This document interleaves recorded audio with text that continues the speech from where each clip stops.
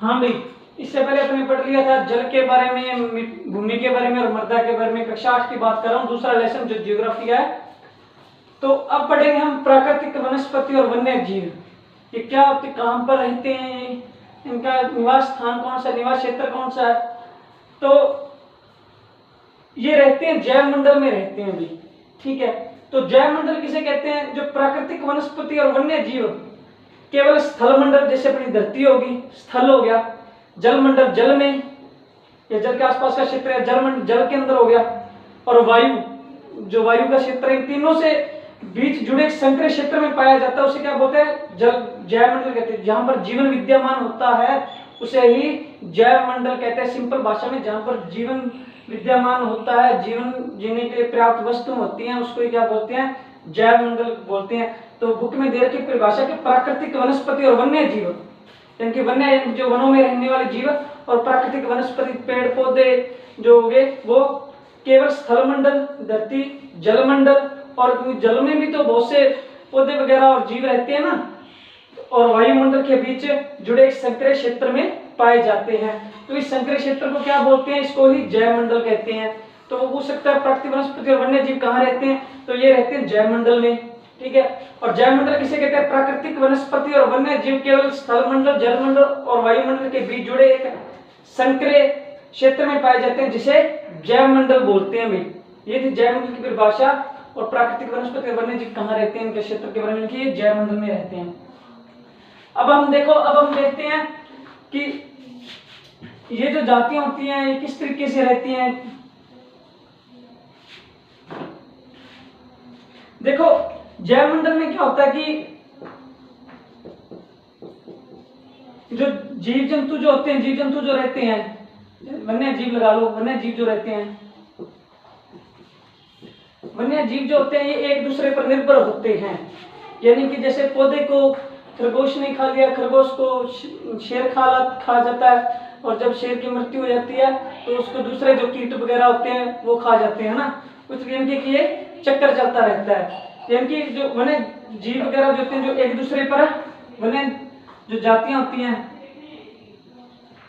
वन्य जातियां जो होती हैं वो एक दूसरे पर निर्भर होती हैं। वन्य जातियां एक दूसरे पर निर्भर रहती हैं, क्योंकि एक दूसरे की जो जरूरतें पूरी करती हैं, खाने पीने के लिए उनके एक दूसरे पर ये निर्भर रहती हैं, ठीक है भाई। एक दूसरे से संबंधित होती हैं, ये निर्भर रहती हैं। और अब आगे देखो भाई, उसके बाद इनका जो पौधे होते हैं ना, तो पौधों के क्या क्या उपयोग है वो देख लो। पौधों के उपयोग, पौधे में क्या उपयोग, किस तरीके से उपयोगी होते हैं। तो पौधे हमारे लिए उपयोगी हैं, ये में क्या ऑक्सीजन प्रदान करते हैं, ये में ऑक्सीजन देते हैं, इमारती लकड़ी प्रदान करते हैं हमें,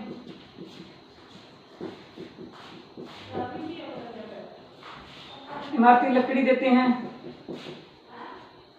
देखो हमारी उपजाऊ जो मिट्टी होती है उसको नहीं दूर जाने देते हैं, इनकी मृदा की रक्षा करते हैं, ये मृदा की रक्षा करते हैं,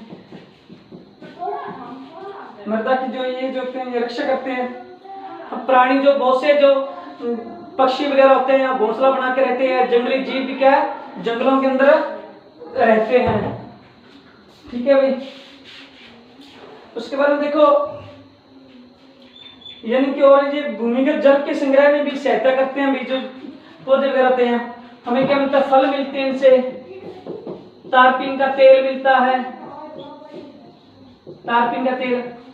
और औषधीय पौधे भी तो होते हैं ना, बहुत से औषधीय पौधे होते हैं, औषधीय पौधे मिलते हैं हमें इनसे, क्योंकि जो जड़ी बूटियां दवाइयां वगैरह बनती हैं तो यहीं से तो बनती हैं। इन चीजों के अंदर क्या है, और हमें क्या ये बुकें वगैरह जो पढ़ रही हैं, कागज भी तो इन्हीं से प्राप्त होते हैं, ये कागज भी देते हैं हमें, कागज प्रदान करते हैं।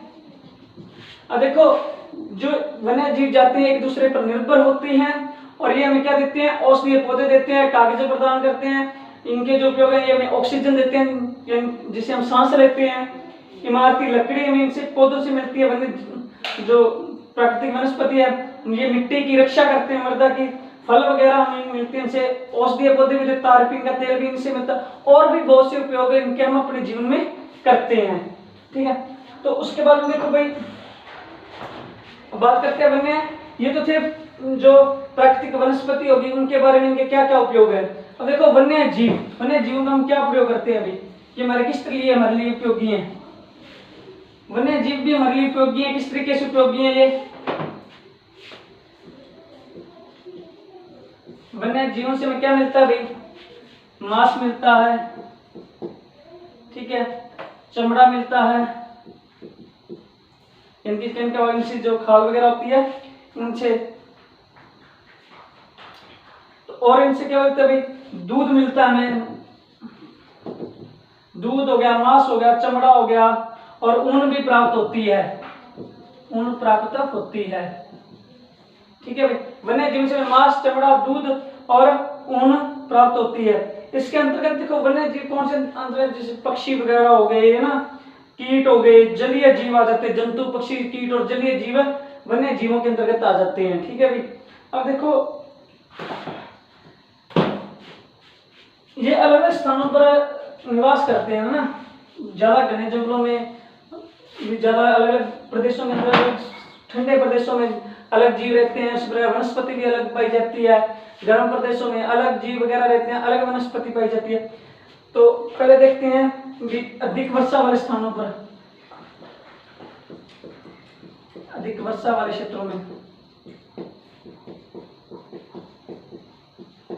देखो, अधिक वर्षा वाले क्षेत्रों में क्या जो पौधे होते हैं वो कौन से पाए जाते हैं, पौधे काफी बड़े मिलते हैं हमें, काफी बड़े मिलते हैं, और घना जंगल बन जाता है, वहां पर घना जंगल होता है। जैसे अमेज़न के जंगल है ना, वहां जो कितना बारिश भी इतनी दिख नहीं होती, लेकिन वहां पर कई स्थान तो ऐसे हैं, वहां पर जो ब्राजील के अंदर है अमेज़न के जंगल, वहां पर धूप भी नीचे नहीं प्रवेश कर सकती, इतने सघन वगैरह वनस्पति है वहां पर, ठीक है। तो यानी कि अधिक वर्षा वाले क्षेत्रों में वहां पर उस प्रकार के पौधे, बड़े बड़े पेड़ मिलेंगे, काफी बड़े बड़े ऊंचे लंबे पेड़ मिलते हैं वहां पर, ठीक है। तो वहां पर जो जानवर होते हैं वो भी अलग रहते हैं, जो वर्षा में सहन कर सके, वहां पर वहां की जो जलवायु उसको सहन कर सके, ठीक है। तो वहां पर जो इनके कीट पक्षी वो भी अलग अलग प्रजातियां रहती हैं, अलग अलग प्रजातियां वहां पर निवास करती हैं। देखो सामान्य वर्षा वाले क्षेत्रों में, सामान्य वर्षा वाले क्षेत्र, देखो सामान्य वर्षा वाले क्षेत्रों में क्या है, छोटे आकार के वृक्ष और घास वगैरह उगते हैं। कौन से, छोटे आकार के वृक्ष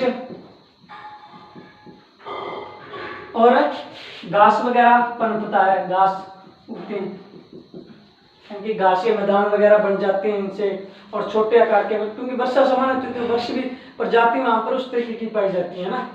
तो नंबर 3 पे आ जाता है कम वर्षा वाले क्षेत्र, कम वर्षा वाले क्षेत्र, बहुत कम वर्षा होती है।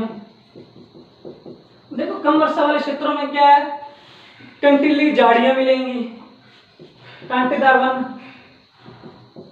कांटेदार पौधे, कंटीली झाड़ियां। देखो क्योंकि जो कांटेदार जो वन वगैरह थे, ये अधिक जड़ें इनकी गहरी होती हैं ताकि नमी वगैरह प्राप्त होती रहे इनको, ठीक है। उनकी वर्षा तो वहां पर होती नहीं, तो वहां पर